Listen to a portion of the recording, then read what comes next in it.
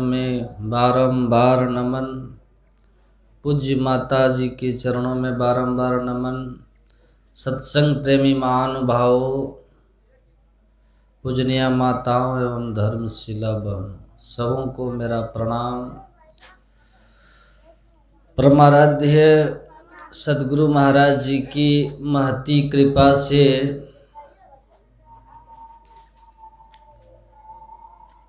फलस्वरूप यहाँ हम लोग दूसरी पाली के सत्संग में हमारे मित्र श्री राम जी के आवास में उनके पूज्य पिताजी भी यहाँ उपस्थित हैं। पहली बार मैं यहाँ पे आया हूँ। देखिए, धनवान होना या ऊंचे पद पे पहुंच जाना ये बहुत बड़ी बात नहीं है।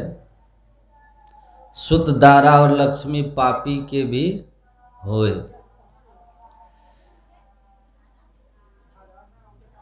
तो आप बड़े पद पे जा सकते हैं, बड़े धनवान हो सकते हैं, आप बुद्धिमान हो सकते हैं, हो सकता है आप बहुत ऊंची ऊंची डिग्री पाए हुए विद्वान भी हो सकते हैं, लेकिन अच्छा इंसान होना। बिठाइए ना सत्संग में, सब कहाँ चले गए? बैठिए सत्संग में। अब दो चार आदमी है, वो भी नहीं बैठिएगा तो कैसे होगा?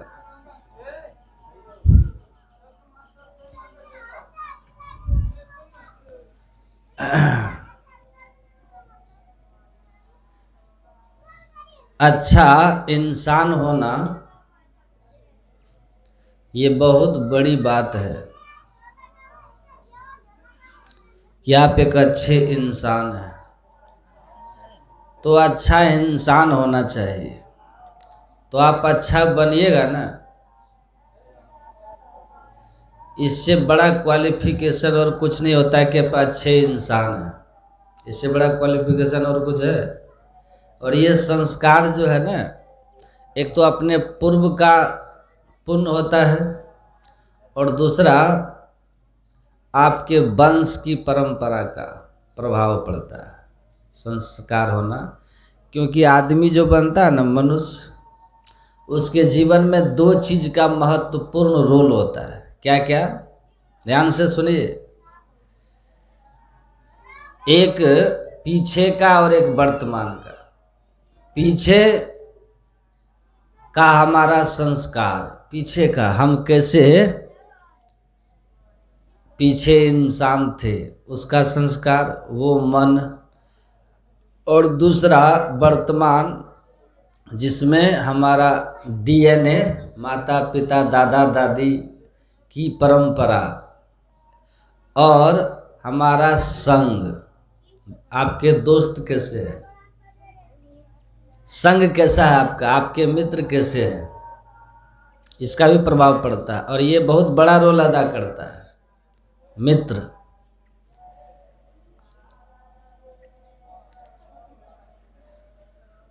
तो माता पिता और संग।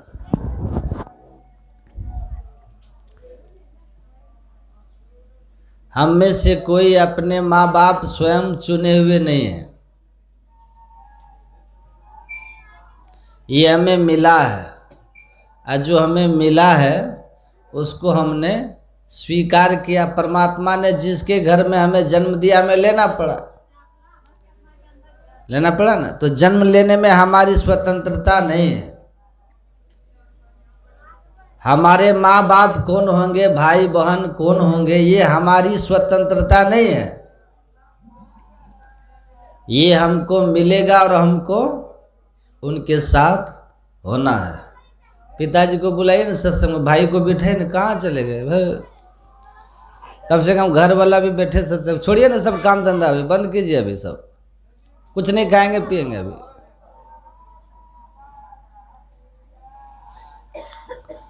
सत्संग से मत उठिए कोई, बैठिए सत्संग में।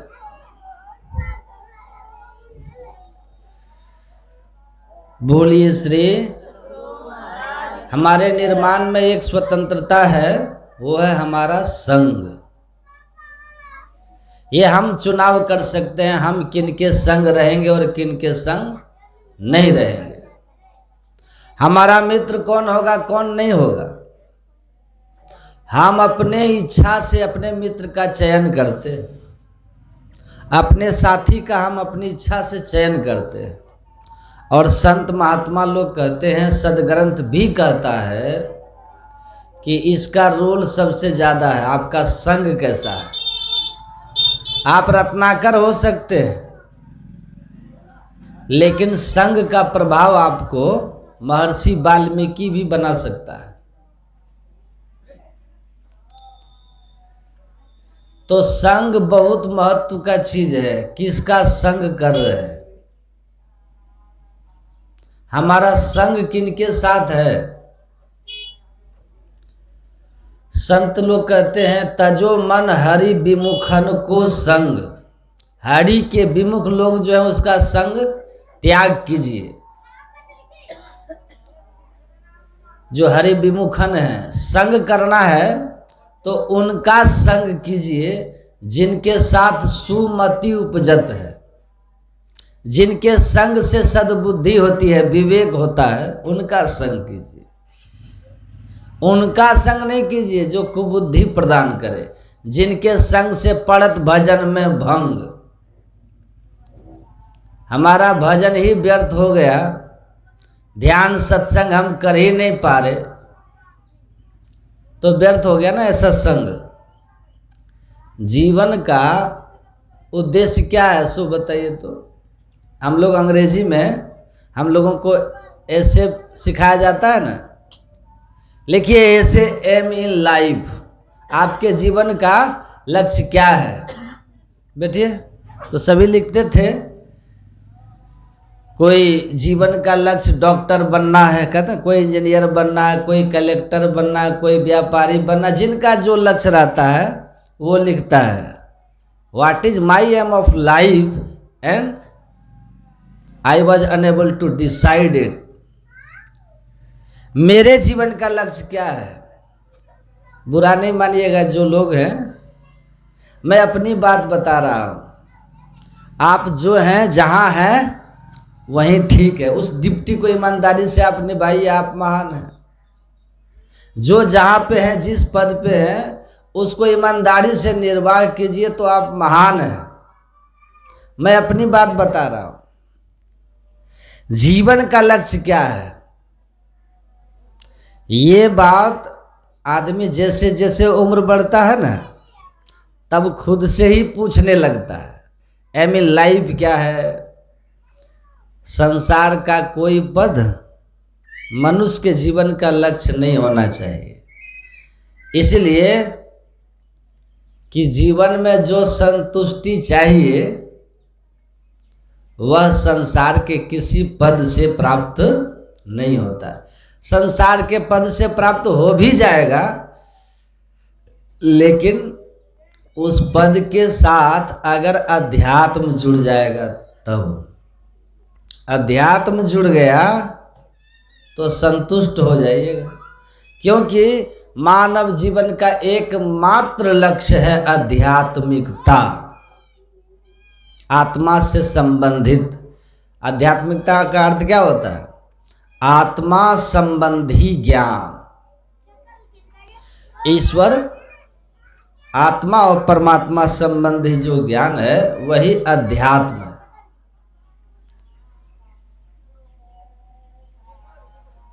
तो हम ईश्वर की भक्ति करते हुए अपने संसार के ड्यूटी का हम निर्वाह करें, जीवन संतुष्ट हो जाएगा, जीवन संतुष्ट हो जाएगा आपका। क्योंकि मुख्य लक्ष्य हमारा क्या है, आलोक्यम सर्वशास्त्राणि विचार्यम च पुनः पुनः इदम एकम सुनिष्पन्नम ध्येयो नारायणम सदा। समस्त धर्मशास्त्र एक मत निर्णय देते हैं कि मनुष्य जीवन का जो परम लक्ष्य है वो परमात्मा की भक्ति है, ईश्वर की प्राप्ति है। और वेदांत हमारा क्या कहता है? वेदांत दर्शन वेद व्यास जी कहते हैं, उसका सूत्र कहता है वेदांत दर्शन का, अथातो ब्रह्म जिज्ञासा, पहला सूत्र, आइए ब्रह्म को जानने की चेष्टा करें, जिज्ञासा करें। ब्रह्म जिज्ञासा, ब्रह्म को क्यों जाने? तो वो कहते हैं इसीलिए जाने कि ये जो मनुष्य शरीर आपको मिला है, ये इसका लक्ष्य यही है, आत्मानं मोक्षार्थम जगत हिताय च। ये मानव जीवन इसीलिए मिला है कि हम 84 लाख योनियों में जन्म मरण का दुख के साथ जो दैहिक दैविक भौतिक संतापों को सहते हैं, उनसे छूट जाएं और शाश्वत सुख पालें, और जब तक इस संसार में रहें तो जगत हिताय च, जगत का हित करते रहिए, जगत का कल्याण करें। जगत हित का काम करना है, और क्या करना है? ध्यान सत्संग करना है, यही 2 काम करना है। ऐसा नहीं करें कि किसी का हमसे अहित हो जाए, क्योंकि दूसरों का अहित करने वाला ध्यान कर पाएगा? मलिन चित्त वाला होगा, ध्यान नहीं कर पाएगा। मलिन चित्त वाला ध्यान नहीं करेगा। मास फागुन मस्त हो के किए बहुत बनाव हो, ऊंचे महलन जड़ित मणिगन, आ सुख तबहु नहीं पाओ हो। गुरु महाराज कहते हैं, कुल बल अरु रूप बल अरु, त्रिया भल पायो सही। और बहुत आपने मेहनत की और बहुत कुछ व्यवस्था किया, दुनिया में बनाया सजाया समारा, ऊंचे महल बनाए, जड़ित मणिगन,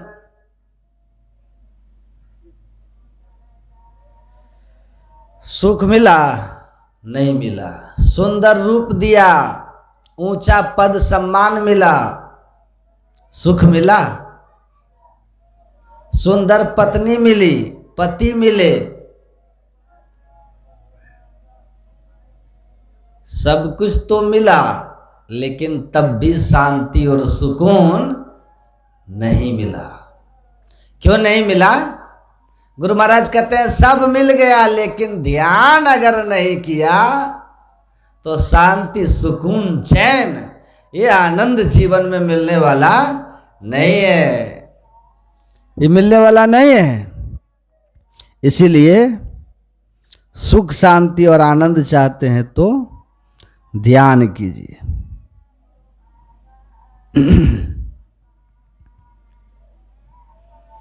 ध्यान कीजिएगा तो सुख शांति और चैन मिलेगा। कितना बजेगा? 8:30। यहाँ ज्यादा तो शाश्वत सुख शांति और आनंद के धाम से दुख की नगरी अंधकार में आ गए हैं, यही हमारे दुख का कारण है। इसलिए जरा अंधकार से ऊपर उठिए, चलिए उस ओर जाइएगा ना। गुरु महाराज कहते हैं भ्रम को तोड़िए। भ्रम जो है ना, धन क्या कि निज तन सहाय तुम हंसाए के कहा, याते उठो सतगुरु गुरु हेरो करिए सहाय अनेका। इसलिए गुरु महाराज कहते हैं उठिए जागिए और उत्तिष्ठत जागृत प्राप्य वरानि बोधत क्षुरस्य धारा निशिता दुरत्य। अरे अविद्याग्रस्त लोगों, उठो, अज्ञान निद्रा से जागो, श्रेष्ठ पुरुष संत के समीप आओ। वो बताएंगे आपको कि किस तरह से अंधकार से ऊपर उठोगे। वो रास्ता आपके अंदर में ही है। बड़ा ही सूक्ष्म और तीक्ष्ण मार्ग है। वो बिना संत सदगुरु के कृपा से न कभी कोई जाना है, न कभी कोई जान सकता है। बिन दया संतन की में ही जानना इस राह को, हुआ नहीं होता नहीं वह होनारा है नहीं। इसीलिए उठिए, सत नाम धुन राम सार सो गुरु नाम पूर्ण कामा हो। अपरखी सूरत से नाम निर्मल वह लेहू में ही विश्रामा हो। एक आदमी बैठा हुआ था, पेड़ के नीचे बैठा हुआ था, घड़ा बहुत सारा लेके बैठे बैठे घड़ा बेच रहा था। कुछ बिका और कुछ नहीं बिका। गर्मी का समय था, पेड़ के नीचे ठंडी हवा चलने लगी तो वो सो गया। और उधर से एक आदमी कार लेके आया, उसको इच्छा हुआ घड़े का जल पीना चाहिए, फ्रिज का जल बीमारी का कारण है, घड़े का जल स्वास्थ्य के लिए ठीक होता है। सोचा एक घड़ा ले लेते हैं। कार रोक के आया तो देखा कि ये आदमी एकदम खर्राटा लेके सो रहा है पेड़ में सट के। उसको जगह है, जी उठो उठो, तो वो उठा। कहा क्या बात है बोलिए। कहा क्या करते हो। कहा क्या करेंगे, घड़ा बेच रहे हैं। कहा ऐसे घड़ा बिकता है जी।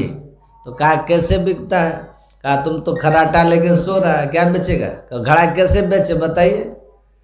कहा कि घड़ा जब कोई आए जाए तो उसको रोक के कहो, उसको कहो ना कि आइए आइए घड़ा लीजिए। एक घड़ा जो है शीतलता प्रदान करता है, जल की गुणवत्ता को बढ़ाता है। 4 गिलास के बराबर इस एक गिलास में, इस घड़े के ठंडा जल में प्यास बुझाने की क्षमता है। इसकी तारीफ बड़ाई करोगे तब ना लोग लेगा जी। तो ये आदमी भी व्यसने था।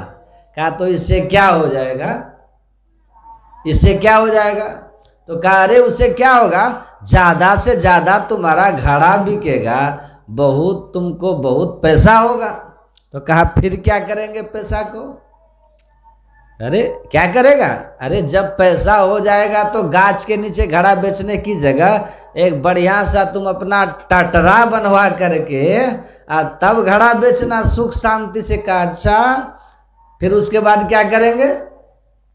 कहा और पैसा हो जाएगा ना, और जब पैसा हो जाएगा तो तुम ऐसा करना, कुछ सरकार से भी लोन लेके घड़ा बड़े पैमाने पर उत्पादन करके कई शहर में दुकान लगा देना, मैनेजर रखना। कहा फिर उसके बाद क्या करेंगे। उसके बाद अरे घर द्वार बना लेना, शादी विवाह कर लेना, अभी तो नौजवान हो, 10 साल में शादी विवाह कर लेना। कहा कि उसके बाद क्या करेंगे। कहा घर द्वार हो जाएगा, पत्नी हो जाएगी, 10 दुकान हो जाएगा, इनकम बढ़ जाएगा, उसके बाद और क्या आराम करना। कहते तेरी का वही तो कर रहे थे, क्यों जगाया जी, वही तो कर रहे थे, जगाया क्यों। जो काम अभी इसी वक्त पेड़ में बैठ करके हो सकता है उसके लिए तुम इतना तामझाम कर दिया, इतना तामझाम कि ये कर लो वो कर लो, दुकान बना लो, 10 दुकान हो जाएगा, कर्जा ले लेना, लोन लेके ये कर लेना, घर बना लेना, ब्याह हो जाएगा, बच्चे हो जाएगा। आराम करना, जिसको आराम करना अभी कर ले, नहीं तो फिर कभी नहीं, कभी नहीं। गुरु महाराज कहते हैं विश्राम चाहते हो, आराम ऐसे मिलेगा। अरे आराम चाहिए तो कौन, राम। जीवन में राम आ गए तो आराम आ गया। राम जीवन में आने चाहिए ना, भगवान राम की मूर्ति आने से काम नहीं चलेगा। राम आए नहीं, राम, वो राम। कौन राम, जो सबके अंदर में रमन करने वाला, जो सब जगह रहने वाला। ओ सर्वव्यापक राम, पास खड़ा और नजर ना आवे ऐसा राम हमारा है रे। है घट में घट की सब जाने, रहे खलक से न्यारा है रे। मेहंदी में लाली, दूध घीव में, फूल में बात समान, सब में व्यापक सबते न्यारा, सब घट एक ही राम हो राम राम। ऐसे सर्वव्यापक राम जब आपके भीतर प्रकट हो जाएंगे, आपके जीवन में आएंगे, तो गुरु महाराज कहते हैं फिर लोहो में ही विश्राम, परम विश्राम। मैं तो ठहर गया, भला तू कब ठहरेगा। भगवान बुद्ध कहते हैं ठहर गया मतलब जन्म मरण के चक्र से छूटकर शाश्वत धाम में एक हो गया, स्थिर हो गया। सरिता जल जल नदी में जाई, होई अचल जिमि जीव हरि पाई। परमात्मा को पाकर एकदम अचल हो गया, जैसे नदी का जल प्रशांत महासागर में मिलकर के शांत हो गया। तब आराम, तब विश्राम है। अब वो अभी हो सकता है, उसके लिए दान दौलत पद प्रतिष्ठा इतना कुछ आडंबर रचने की कोई जरूरत नहीं है। अधिकांश लोग यही आपको उपदेश कर देंगे कि ऐसा ऐसा कर लो, ऐसा ऐसा कर लो, सब हो जाएगा, फिर जीवन में आनंद का कभी नहीं होगा।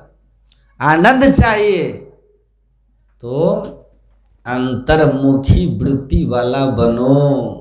आनंद अगर चाहिए तो ध्यान करो, आनंद अगर चाहिए तो विषयों की ओर से अपने वृत्ति को मोड़ो, तब आनंद, अभी इसी क्षण आनंद, यही आनंद हो जाएगा। नहीं तो घूमते रहिए, भटकते रहिए, कभी आनंद मिलने वाला नहीं है। अमेरिका गए थे स्वामी विवेकानंद। इंगरसोल ने कहा कि स्वामी जी आपको अमेरिका को बहुत करीब से देखे, आप परखे हैं, आप दूसरी तीसरी यात्रा है ये आपकी अमेरिका की। आपके देश में पुण्यात्मा लोग जब मरते हैं ना तो स्वर्ग जाते हैं, जहां उनको सुख मिलता है।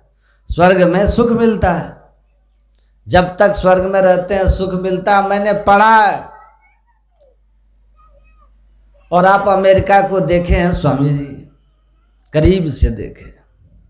आपके देश के पुण्यात्मा मर के स्वर्ग में जाकर सुख भोगते हैं, और वैसा सुख अमेरिका के घर घर में है। इंगरसोल ने कहा स्वामी विवेकानंद से, सुख सुविधा की व्यवस्था धरती पर स्वर्ग की जैसी सुख सुविधाएं अमेरिका के घर घर में है। इसके बावजूद सभी लोग भीतर से अशांत बेचैन क्यों हैं? ध्यान से सुनिएगा, क्या कारण है? सब दुखी क्यों है? सुविधा स्वर्ग की है फिर भी दुखी है, और जीवन में अशांति क्यों है? तो नरक है ना, रह रहे हैं स्वर्ग में, अनुभव कर रहे हैं नरक का, दुख का। क्या कारण है स्वामी जी? स्वामी विवेकानंद जी ने कहा कि इसका कारण यही है कि आप जिस ओर भाग रहे हैं ना, जो व्यवस्था है ना आपके यहाँ स्वर्ग की, वो वास्तव में भोग की व्यवस्था है, इंद्रिय भोगों की। और क्या व्यवस्था है अमेरिका में? पंच विषयों का भोग है, और क्या है? स्वामी विवेकानंद ने कहा, आपने हमारे धर्म शास्त्रों को पूरा पढ़ा होता ना, तो इसका उत्तर भी उसमें लिखा है कि ये ही संस्पर्शजा भोगा दुख योनिया एव त आदि अंतवंत कुंते न ते सुरम ते बुध। इसका भाव ये है कि सब इंद्रियन के भोग गुरु कहते हैं रोग, मृगवाड़ी सब ही प्रपंचन विषय सब दुख रूप है। हम अपने ज्ञान इंद्रियों से संसार के विषयों को जो भोग करते हैं वो वास्तव में हमारे लिए दुखी, दुख का कारण बनते हैं,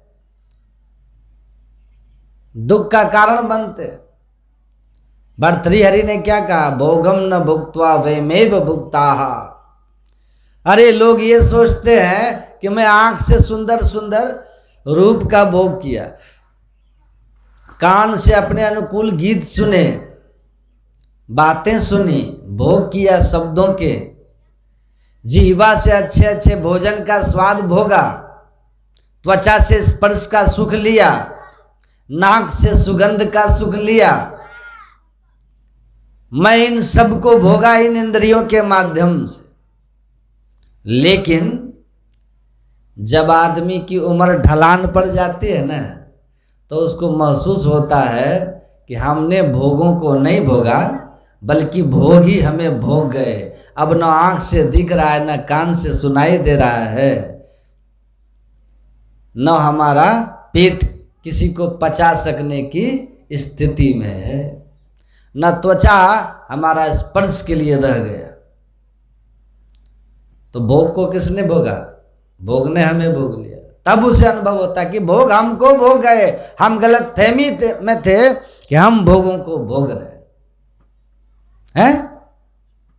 तो जो इंद्रिय सुख की ओर भागेंगे उनको असंतुष्टि ही रहेगी, अशांति ही रहेगी, दुख ही रहेगा।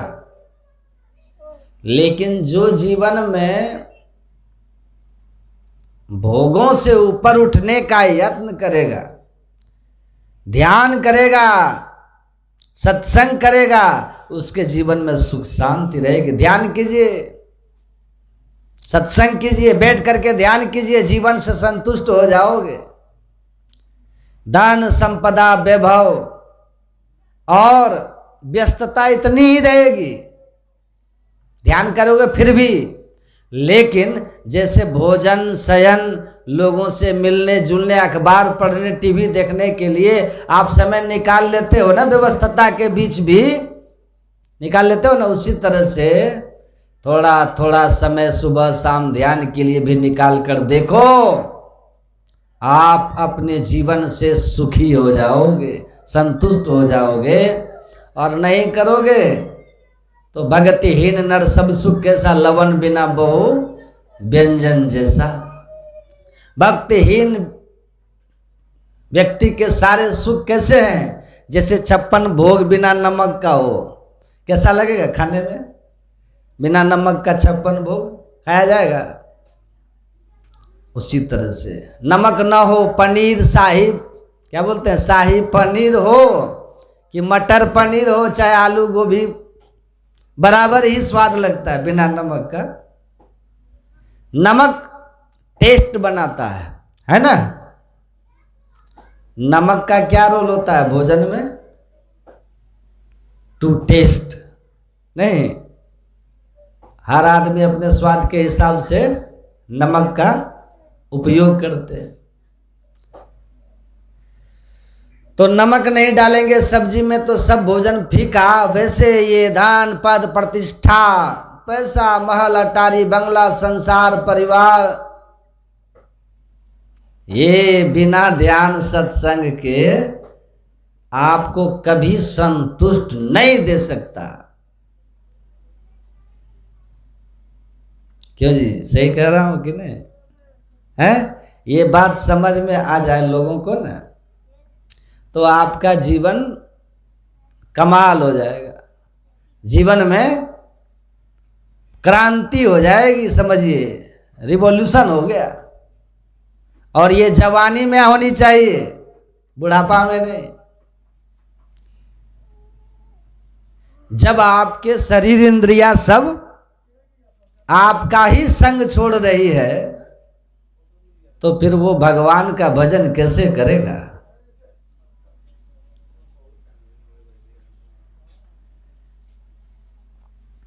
तो संत लोग इसीलिए गुरु महाराज क्या कहते हैं, दृढ़ प्रतीत प्रीत कर गुरु से कर सत्संग सवेरे, या विधि भव फंदा कट जाई है, मैं ही कहत हित हेरे। सवेरे मने भोरे नहीं, कर सत्संग सवेरे। सवेरे का मतलब जीवन के प्रारंभिक काल से। देखते हैं हमारे श्री राम जी को, जीवन के प्रारंभिक काल से देखते हैं, समझदार हो गए तब से भगवत भक्ति करनी चाहिए, है ना। पढ़िए फिर भी ध्यान कीजिए, नौकरी कीजिए फिर भी ध्यान कीजिए, किसानी कीजिए ध्यान कीजिए, व्यापार कीजिए फिर भी ध्यान कीजिए, है ना। सब चीज कीजिए, ध्यान कीजिए। तो समस्त धर्म ग्रंथ एक मत होकर कहते हैं कि मानव जीवन का परम लक्ष्य क्या है? परमात्मा प्राप्ति, मुक्ति, यही मानव जीवन का परम लक्ष्य है। तो जीवन के लक्ष्य को जो पहचान लिया, उस दिशा में बढ़ा है, और संसार को सहारा बनाकर, तो निश्चित ये जान लीजिए कि आपके पास हो सकता है बैंक बैलेंस नहीं हो, छोटे घर हो, साइकिल हो, लेकिन ऐसे आदमी के जीवन का जो आनंद है ना, वो हवाई जहाज के मालिक से बड़ा होगा, बड़ा होगा। कि ध्यान कैसे किया जाता है, ध्यान करके देखिए। ध्यान के लिए दीक्षा लेनी पड़ती है, तब उसमें बताया जाता है एक मंत्र का जप कीजिए, फिर उस रूप का ध्यान करने के लिए। अब फिर ज्योति योग की साधना होती है, जिसको दृष्टि योग कहते हैं, और नाद योग चौथी साधना।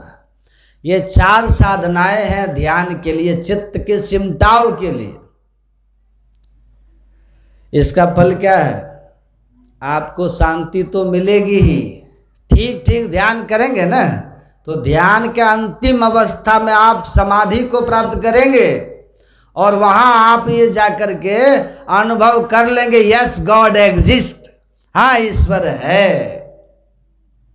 ईश्वर है। आप फिर अनुभव कर लेंगे, आपको पूछना नहीं पड़ेगा किन्हीं से। 20 लाख करोड़ भी मिल जाएगा ना तब भी आदमी संतुष्ट नहीं हो सकता है, सुखी नहीं हो सकता है। 50 लाख करोड़ नहीं तो साईं इतना दीजिए जा मैं कुटुंब समाज में भी भूखा ना रहूं, साधु न भूखा जाए, इतनी व्यवस्था में भी संतुष्ट हो जाइएगा। संत कबीर साहब हो गए, तब बोले, क्योंकि वे भक्त हैं, संत हैं, ध्यान करते हैं। इसलिए सुत दारा और लक्ष्मी पापी के भी हो, है पाप कर्म से भी सुत दारा लक्ष्मी हो जाएगा, लेकिन सुख शांति और आनंद कभी किसी को पाप के मार्ग से मिल सकता है? असंभव है, कभी नहीं मिलेगा। सत पथ पर चल के मिलेगा, ध्यान सत्संग से मिलेगा, सदाचार का पालन से मिलेगा।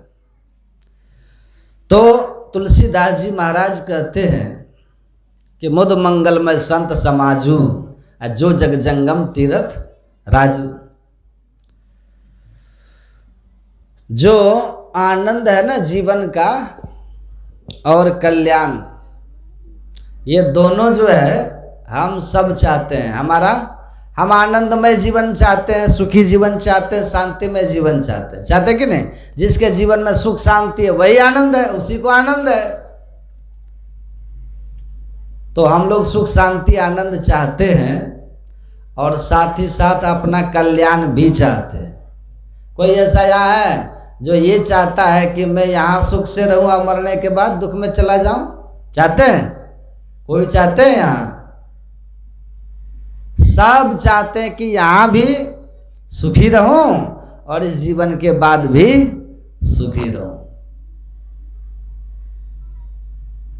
ऐसी व्यवस्था हो महाराज। LIC की पॉलिसी, LIC कंपनी का प्रचार करता है ना टीवी में। हम लोग टीवी भी तो देखते नहीं, लेकिन कभी किसी भक्त के यहाँ बैठ गए तो चल रहा है टीवी तो देख लेते हैं, या अखबारों में भी आता है ना LIC, जीवन के साथ भी या जीवन के बाद भी। आता है कि नहीं आता है? तो जीवन के साथ और जीवन के बाद LIC चलता है ना। लेकिन LIC जीवन के साथ भी या जीवन के बाद भी तब ना जब आप LIC पॉलिसी लेंगे।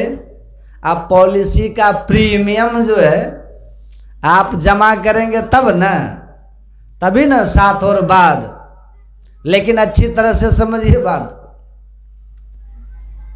उसी तरह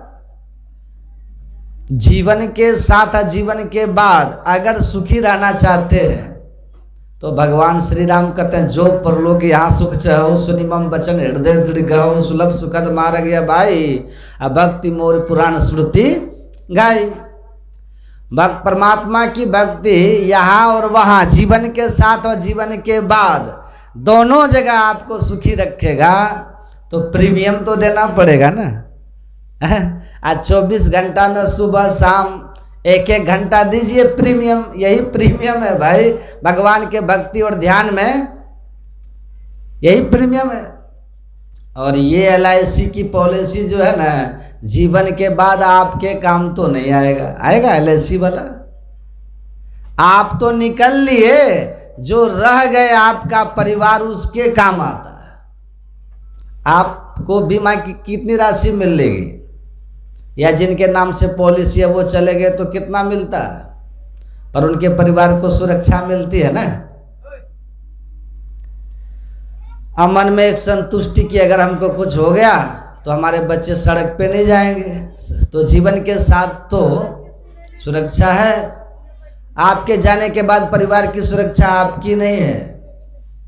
इस प्रीमियम को पे करने से आपका परलोक में कुछ आपको मिलने वाला नहीं है। लेकिन ध्यान सत्संग जो समय लगाते हैं ना, आप ध्यान से सुनिए, ये आपको परलोक में भी काम देने वाला है। तो इस जीवन के बाद भी हमारा जीवन शांतिमय हो, सुखमय हो, हमें नीच जोनिया या नरक में नहीं जाना पड़े, 84 के चक्र में हम ना फंसे, ऐसा हमारे जीवन की स्थिति हो जाए, हम ऐसी अवस्था में आ जाएं तो कल्याण है। और परमात्मा मिल गए तो परम कल्याण है।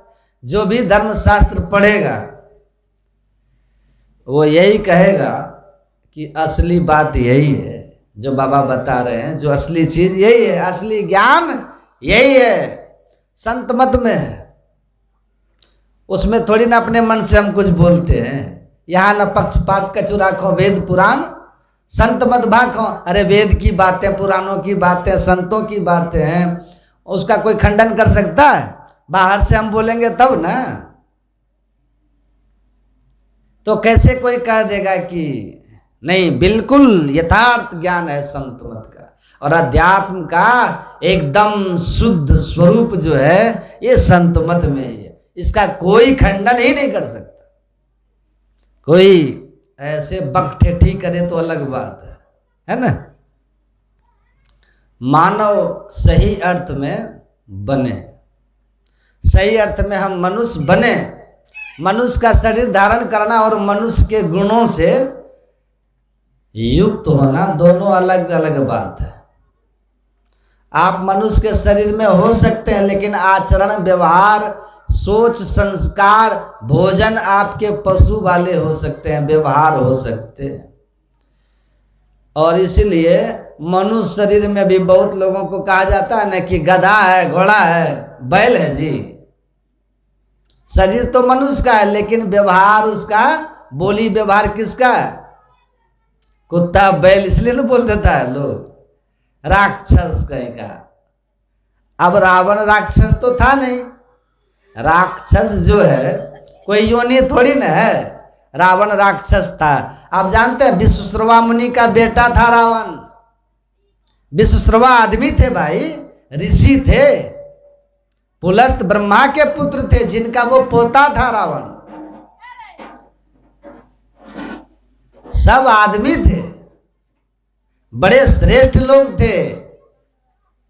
लेकिन रावण कुंभकर्ण राक्षस कहलाया नहीं। राक्षस क्यों था? उत्तम कुल पुलस्त करनाती हूं, उत्तम कुल का था रावण, पुलस्त ऋषि का पोता था।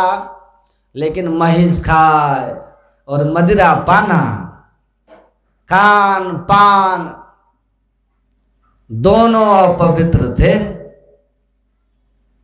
आचरण भी अपवित्र था। पर नारी हरण करने वाला, उसके पहले महर्षि वाल्मीकि का रामायण पढ़िएगा ना तो समझ में आएगा कि सब पाप था रावण।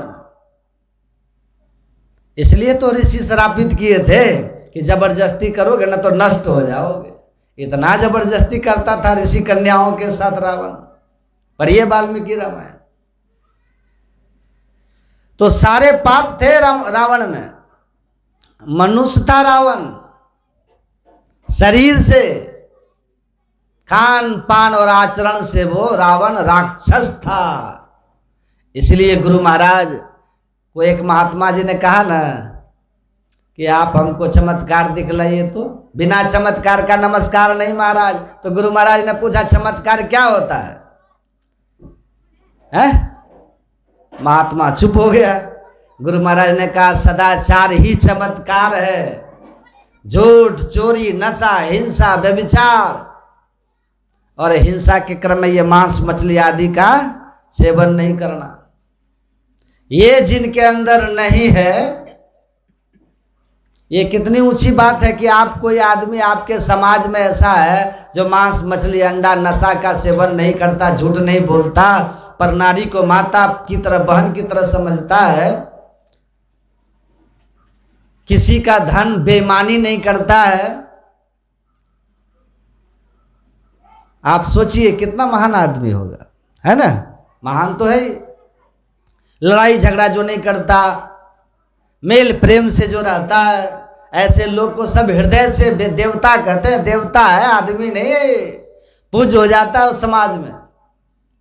तो गुरु महाराज ने कहा पाप कर्म को छोड़ करके सत्य के आचरण में, सदाचार में स्थित हो जाना ही सबसे बड़ा चमत्कार है। बाकी चमत्कार अगर कुछ और समझते हो, जैसा लोग अभी दिखाते हैं ना चमत्कार, तो वो चमत्कार रावण से बड़ा चमत्कार इस धरती पर कोई नहीं हुआ। गुरु महाराज ने कहा युद्ध में अनेक राम लक्ष्मण बना करके भ्रमित कर देता था रावण, राम की सेनाओं को। ऐसा चमत्कार था, आकाश में प्रकट हो जाना, गुप्त हो जाना। और वो रावण देवता को बस में करके रखने वाला, ब्रह्मा का परपौत्र, पुलस्त का पोता, विश्वश्रवा का बेटा, इतने महान कुल परंपरा ब्राह्मण कुल में जन्म लेकर के मनुष्य भी नहीं राक्षस का लाया। इसलिए चमत्कार सदाचार है, बाकी सदाचारहीन चमत्कार राक्षस है। राक्षस है वो। 100 करोड़ भी कोई आदमी जाकर खर्च कर दे बाजार में किसी और काम में, एक इंसान नहीं बना सकता, एक इंसान नहीं खरीद सकता। वो एक संतान आप सदाचारी और भक्त पैसे के बल से और उपाय द्वारा नहीं कर सकते। जब भी होगा तो सत्संग के प्रभाव से होगा।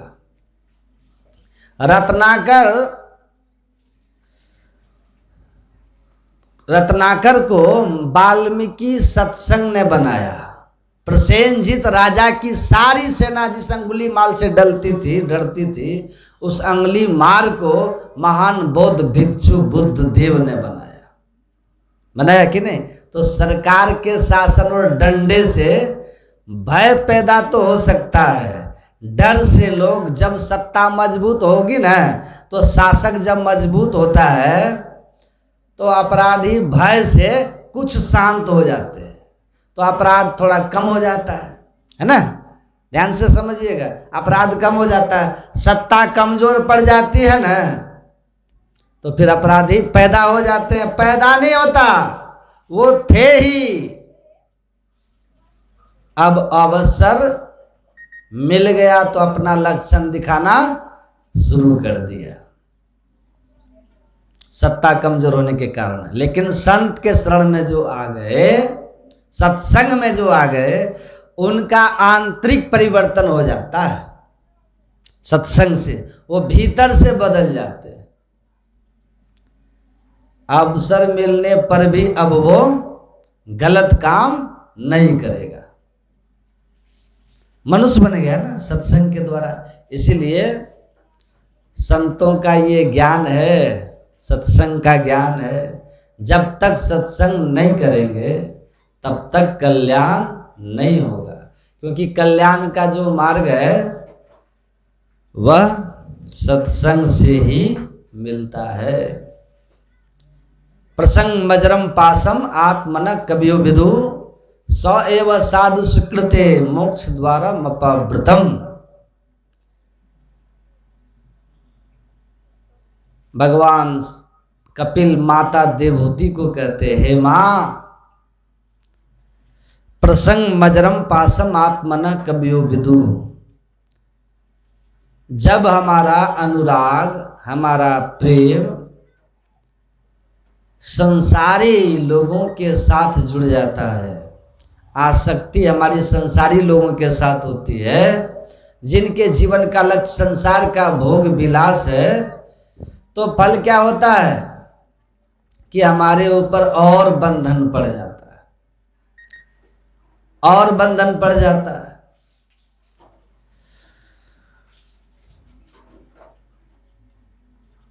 और जितना बंधन पड़ेगा उतना हमारी स्वतंत्रता खत्म होती जाती है। अपराधीन सुख सपने हो नहीं। आप लोग बताइए, अभी आराम से बैठे हैं, घूम फिर रहे हैं, आपको कोई परेशानी नहीं है, आराम में है ना? अब वो आदमी जिसको पुलिस ढूंढ रही है, सुनिएगा, वो सब जगह जा सकता है जिसको पुलिस ढूंढ रही है? वो मेला भी देखने जाएगा ना, तो संभव लगता है आपको कि मेला जल्दी वो जाएगा जिस पर पुलिस वारंट हुआ, 2 दिन पुलिस आ गई हो घर पे पकड़ने के लिए, जाएगा मेला देखने? वो मेला में जाएगा? वो नहीं जाएगा। स्वतंत्रता खत्म हो गई कि नहीं? अब मेला में नहीं गया तो उसका मन लगेगा, दुखी होगा कि नहीं होगा? इच्छा है मेला देखने की और पुलिस वहां पर मेला में घूम रही है, तो दुख होगा कि नहीं होगा? बात समझिएगा। तो जीवन में जैसे जैसे बंधन पड़ता है ना, पाप कर्म करते हैं ना हम लोग, बंधन बढ़ता है और भीतर हमारी पराधीनता बढ़ती है, हम एकदम से दुखी होते हैं। और सत्कर्मी अगर है, हमारी इच्छा, हम अभी कहीं जाएंगे, हमको डर है, जिन पर कोई केस मुकदमा नहीं, जिनको पुलिस नहीं ढूंढ रही, जिसके समाज में शत्रु नहीं है, आपको ये भी डर है दूसरे दुश्मन भी मार देंगे हमको, तो आप तो और सिमट जाइएगा ना। तो गलत काम करने वाला जो आदमी होता है ना, उसकी वो धीरे धीरे सिकुड़ता जाता है, और जितना सिकुड़ोगे बंधोगे उतने दुखी रहोगे। सुख शांति अगर चाहिए तो आपको परमात्मा की भक्ति करनी पड़ेगी। हर्षित, तो बंधन, जितना बंधन ढीला होगा उतने फ्री घूमोगे आप। स्वतंत्रता रहेगी तो उतना आप सुखी रहेंगे, सुखी रहेंगे आप। तो स्वतंत्रता, सुख शांति परमात्मा की भक्ति से ही आएगी, अच्छे कर्म से आएंगे। पलटू सोए मगन में साहब चौकीदार, साहब चौकीदार पलटू सोए मगन में। तो जिसको डर रहेगा उसको शांति कभी रहेगी?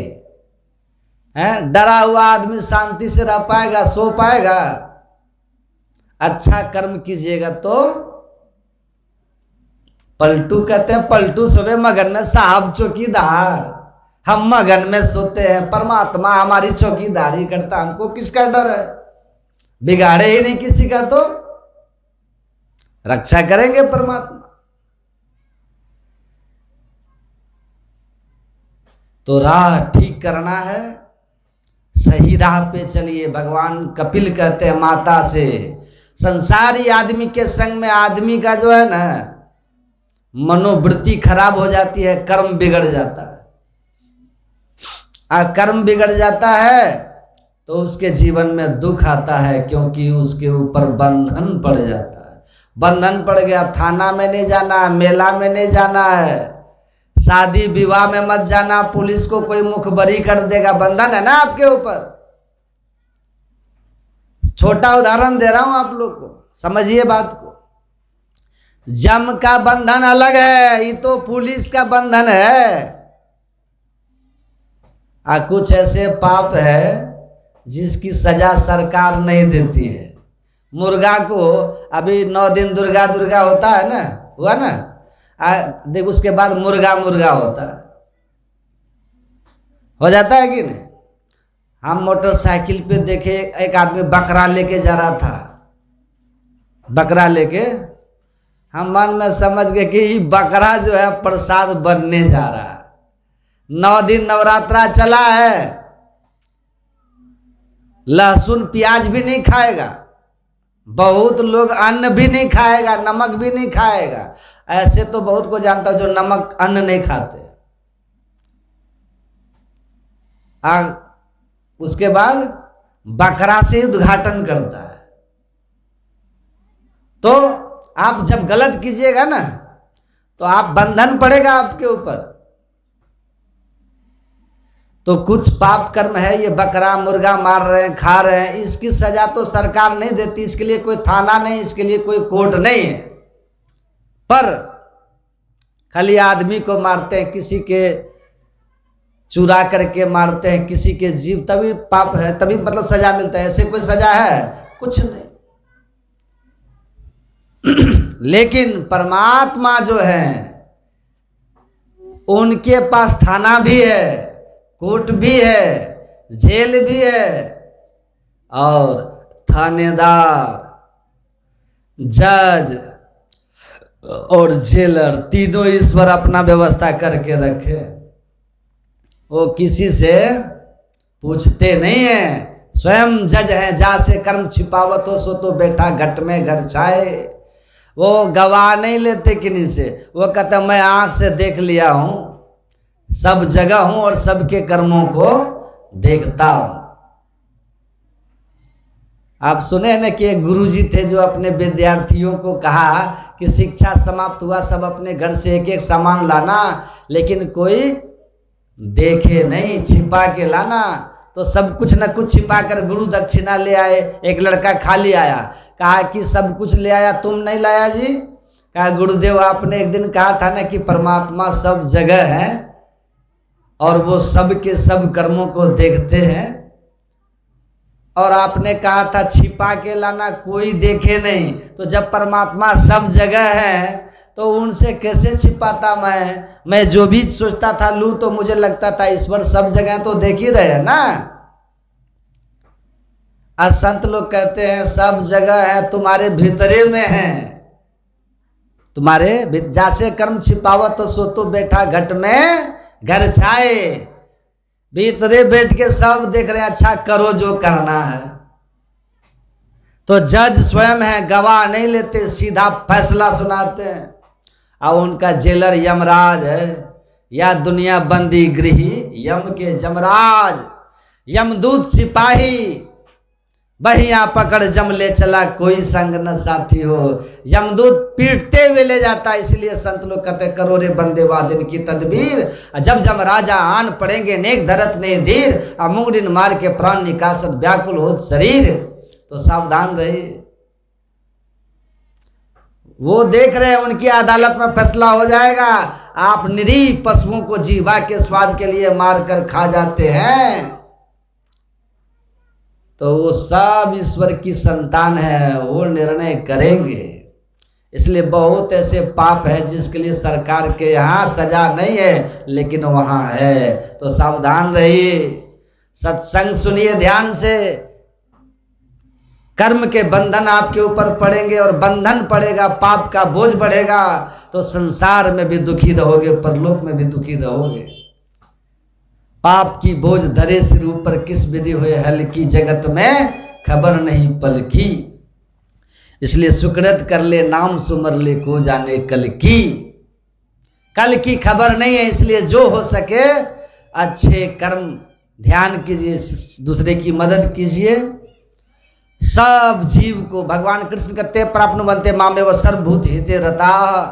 हे अर्जुन, जो सब जीवों के कल्याण के लिए रत रहता है वही मेरे पाने का अधिकारी होता है। तो मुर्गा को मार के मुर्गा पर क्या उपकार कर रहे हैं? क्या उपकार करते हैं? उपकार होता है। एक आदमी कहा कि देवी के नाम पर बकरा को मार दीजिएगा ना, तो बकरा को देवी का लोक प्राप्त हो जाता है। तो हम बोले बड़ा अच्छा है, तुम्हारा बाप तो जीवन भर गलते काम किया, उसी को मार दो, कल देवी के नाम पे सीधा देवलोक में चल जाएगा, देवी लोक। न बेचारा जमदूत से पिटाई खाएगा, नरक में जाएगा। इतना बढ़िया ऑप्शन दे रहा हूं, खाली बकरे को स्वर्ग पहुंचा रहे हो। बकरा से क्या प्रेम है आपको भाई, कि आज खरीद के ले आया जिस बकरे को, उससे प्रेम है।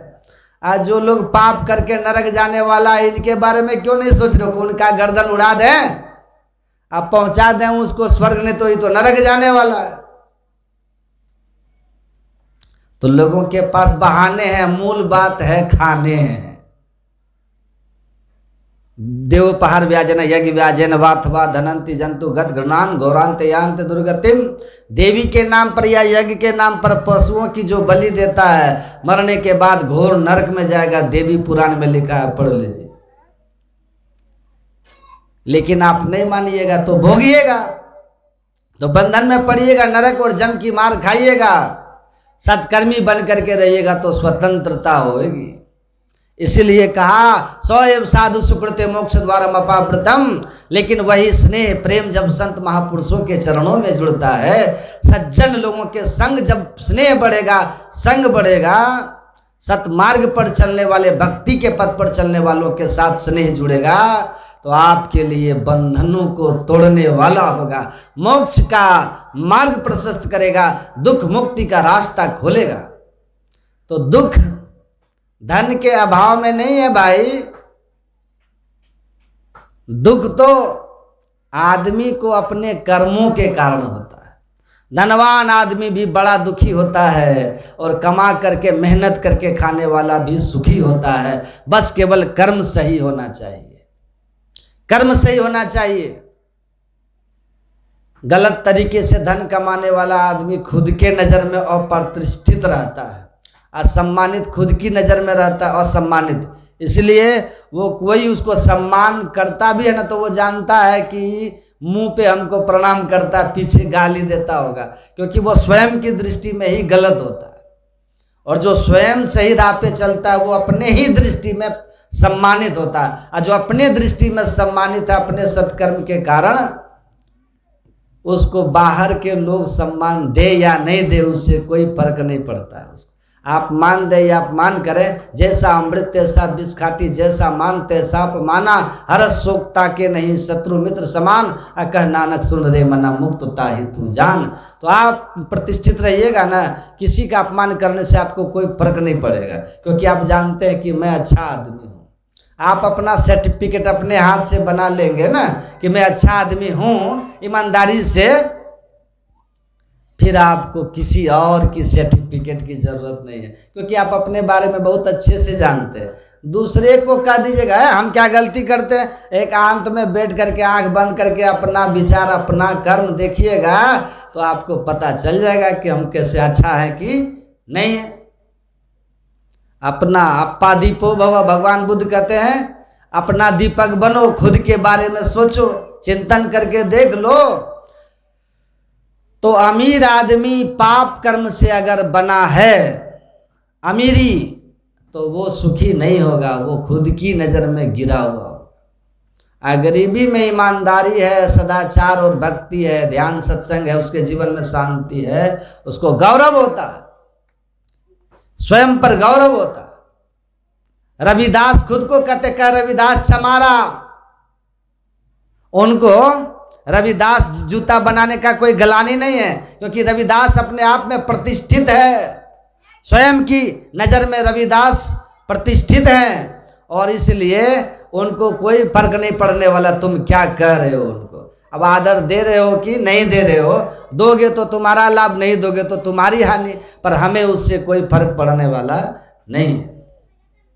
तो सत्कर्म, ईश्वर भक्ति और सदाचार यही जीवन के कल्याण के मार्ग है, जो सत्संग में ही मिलेगा, साधु संग में मिलेगा। इसलिए कहा सत्संग सबसे बढ़कर है।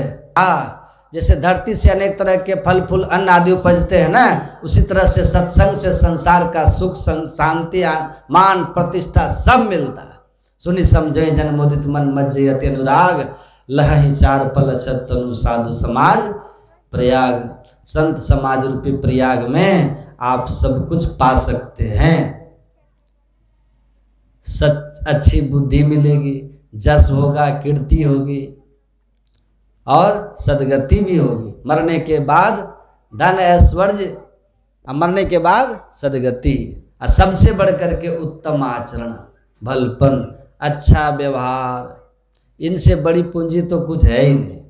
अच्छा व्यवहार संसार की सबसे बड़ी पूंजी है, और ईश्वर भक्ति लोक परलोक दोनों की सबसे बड़ी पूंजी। तो अच्छा व्यवहार और सदाचार और ईश्वर की भक्ति, यही मनुष्य को मनुष्य बनाता है, और मनुष्य से देवता और देवता से देव निरंजन होए परमात्मा बना देता है। तो इस जीवन को उत्तम बनाने का मार्ग से सत्संग है, कल्याण और आनंद का मार्ग। तो सत्संग लागी रहो रे भाई, तेरी बिगड़ी बात बन जाए। सत्संग से लग के रहिएगा, सारे बिगड़ी बातें बनेगी, जीवन सुखमय हो जाएगा, लोक परलोक उत्तम हो जाएगा। तो दीक्षा शिक्षा लेके खान पान शुद्ध कर बैठ करके आराम से ध्यान भजन कीजिए। ध्यान कीजिएगा मन का सिमटाव होगा, और जैसे जैसे चित्त सिमटेगा, मन सिमटेगा, आत्मा की ओर होइएगा, तो सुख शांति और आनंद का अनुभूति होने लगेगा।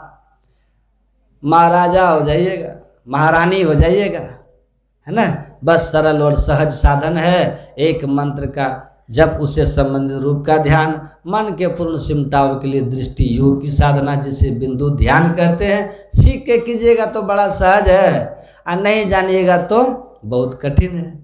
तो और ये ज्ञान यज्ञ सबसे श्रेष्ठ यज्ञ है। भगवान कृष्ण का इस यज्ञ के बराबर का कोई यज्ञ नहीं है। मनुष्य के कर्मों को पवित्र करता है ये, और युक्ति कर्म बंधन का नाश करता है, मुक्ति देती है। इसलिए ध्यान सत्संग करते रहिए, काम आएगा ऊपर में, परलोक में।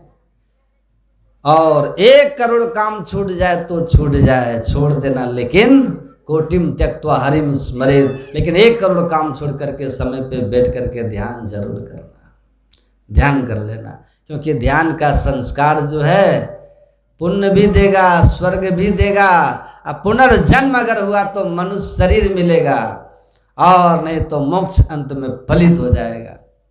तो इसीलिए ध्यान, सत्संग, सत्कर्म ये जीवन के मूल आधार है। इसको पकड़ के रखिएगा। कितना सुंदर देखिए, यहाँ सत्संग हुआ कल से ही। हमारे श्री राम जी देखते हैं, बड़ा प्रेमी लड़का है। ये मेरा प्रवचन सुनता है मोबाइल में बराबर।